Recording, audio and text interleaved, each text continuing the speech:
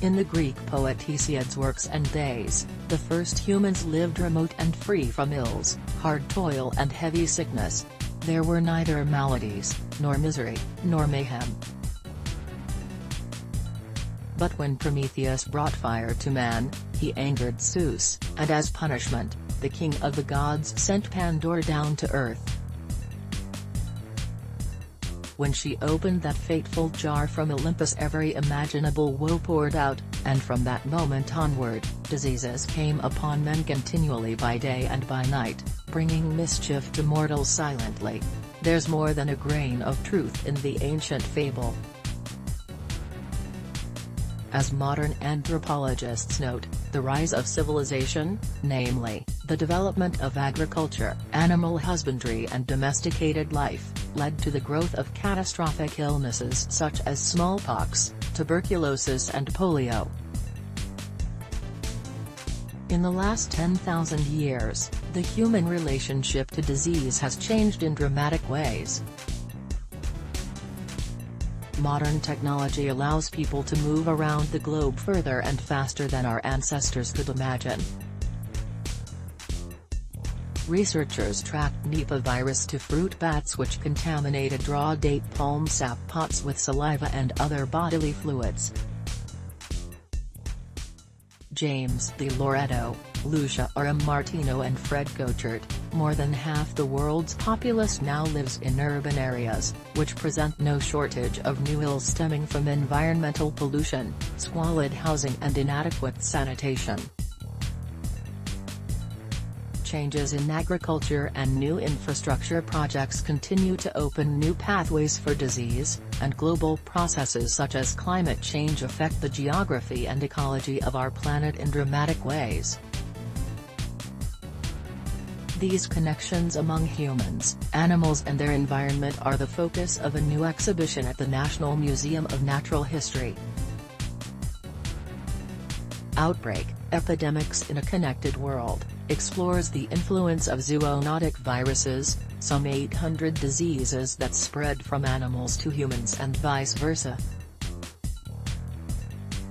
These include well-known ailments such as HIV, influenza and Ebola, along with lesser-known contagions such as chikungunya.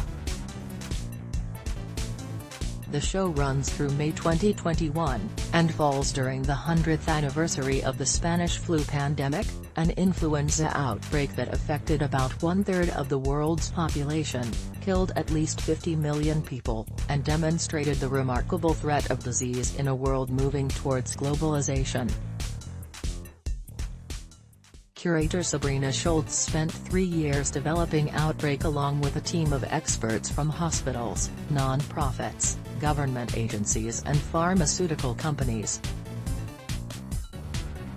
As a physical anthropologist, she says the work was an eye-opening experience, particularly because of the broad range of backgrounds the exhibition needed to capture. For my work, I have always thought about diseases in terms of humans, Schultz says. But, I now realize it's so contextual. We can't separate human health from the health of the natural world.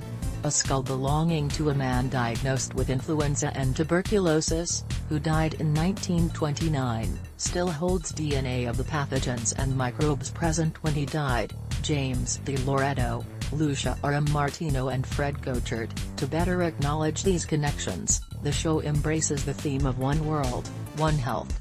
Schultz attributes the phrase to William Koresh, a scientist who worked on campaigns against Ebola for the Wildlife Conservation Society in the early 2000s. It's also been embraced by organizations such as the World Health Organization, USDA and the International Society for Infectious Diseases.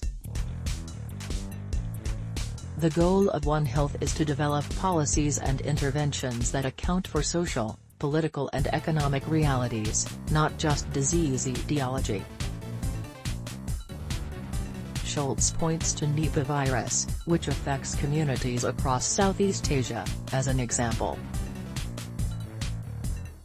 When the disease first emerged some 30 years ago, epidemiologists struggled to determine its source.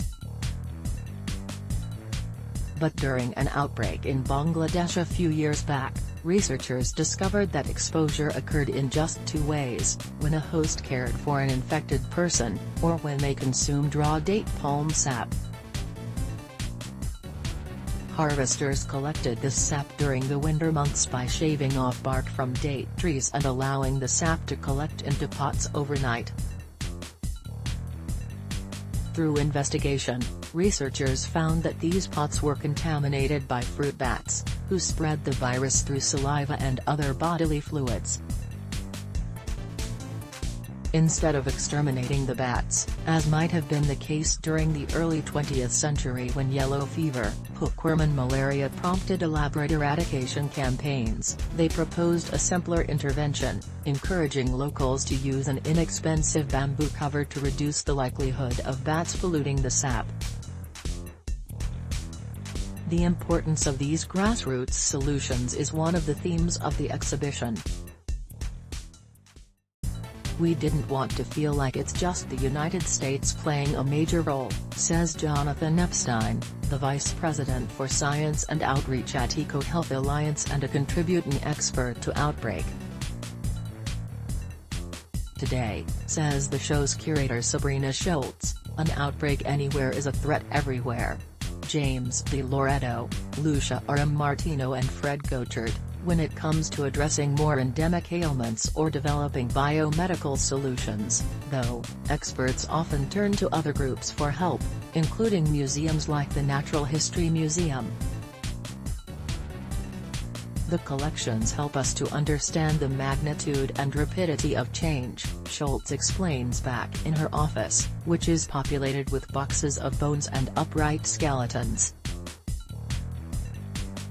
Schultz jokes that her one scientific contribution to the exhibition is a human skull collected from a man diagnosed with influenza and tuberculosis.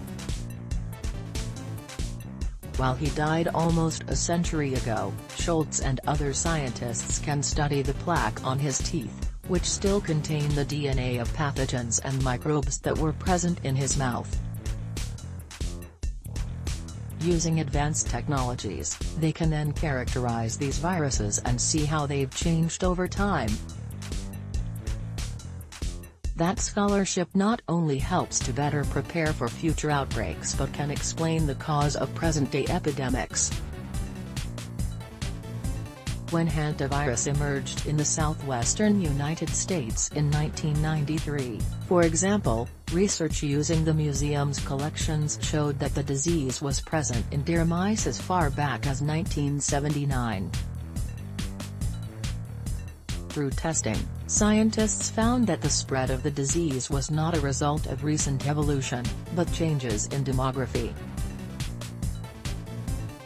More people were living in the region than before, and with increasing urbanization, it was more likely for people to come into contact with rodents carrying the disease. That year, the rodent population was also larger than average because of an El Niño season. Increasing precipitation had led to increased plant productivity and a larger available food supply. Putting these factors together shed light on why and how the seemingly mysterious virus had emerged. For Schultz, these stories are examples of how individuals working together can make a difference even in the face of frightening and difficult challenges. She says that amid the despair that diseases so often inflict, it's important to highlight narratives of hope and examples where individual ingenuity and perseverance made a difference. With more than 10 million people expected to attend the exhibition in the next 3 years, she hopes these personal narratives will excite visitors and encourage them to consider a path in public health, too. But if you can't make it to Washington, D.C., don't despair. A DIY version of the show is available online with materials translated into 6 different languages. It's a new venture for the museum, born out of the fact that Schultz and fellow curators knew there was no way to capture every potential pandemic even in the 4,000 square foot exhibition space.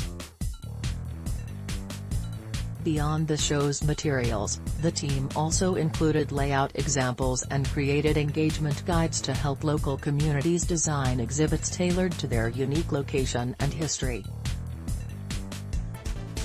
Schultz points to a newly created simulation about Ebola from the Museum of Science in Boston as an example of how people are already getting involved. Today, an outbreak anywhere is a threat everywhere, she says. The cultural context of the exhibit demands more from us because we're all connected.